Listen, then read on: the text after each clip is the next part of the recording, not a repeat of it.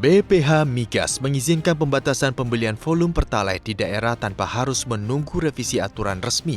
Namun BPH Migas mengakui pihaknya mengizinkan setiap stasiun pengisian bahan bakar umum atau SPBU di beberapa daerah memberlakukan maksimal pembelian volume untuk BBM jenis Pertalite. Setidaknya sudah ada beberapa wilayah yang sedang diberlakukan uji coba penggunaan QR Code untuk setiap pembelian BBM jenis Pertalite, diantaranya Bengkulu, dan Bangka Belitung.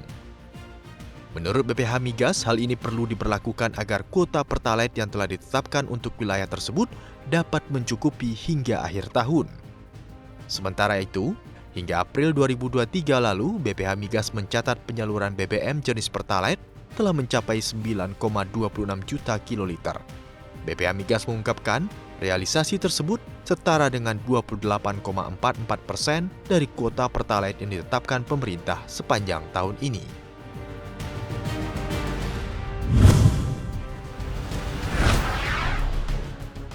Perhatian Bunda, platform belanja online Tokopedia dan Shopee resmi menaikkan biaya transaksinya.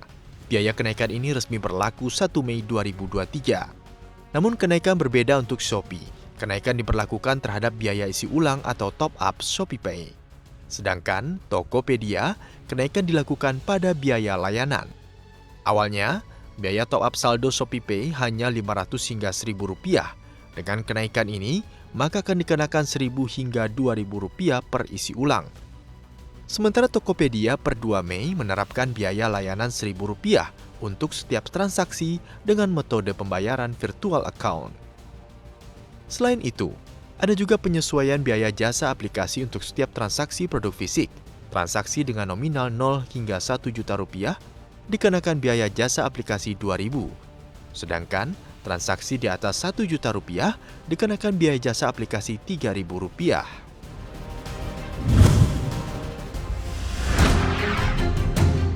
Pemerintah Indonesia berencana menambah 10% kepemilikan saham di PT Freeport Indonesia.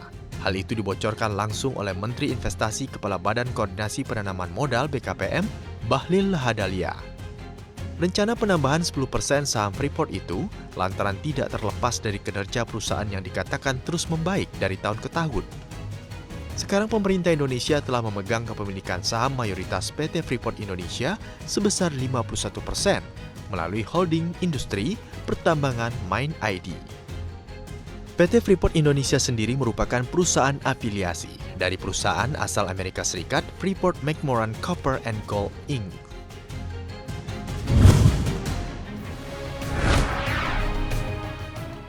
Fantastis, biaya penobatan Raja Charles tembus triliunan rupiah.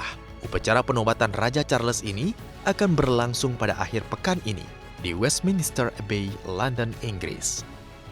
Dilansir dari Metro, penobatan Raja Charles III diperkirakan akan menelan biaya hingga 100 juta pound sterling atau sekitar 1,83 triliun rupiah. Biaya itu disebut 2 kali lipat lebih tinggi bila dibandingkan dengan upacara penobatan mendiang Ratu Elizabeth II. Nominal tersebut pun otomatis menjadi sorotan publik.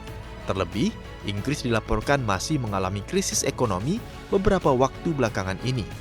Dokter, perawat, dan guru di Inggris dilaporkan sempat menuntut kenaikan gaji.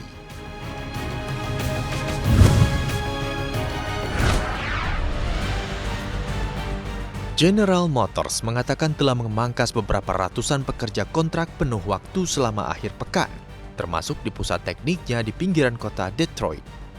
Langkah tersebut diambil raksasa otomotif asal Amerika Serikat tersebut sebagai bagian dari upaya untuk merampingkan operasi. Kontraktor yang kehilangan pekerjaan berada dalam pengembangan produk global di lokasi seperti di Warren Tech Center perusahaan.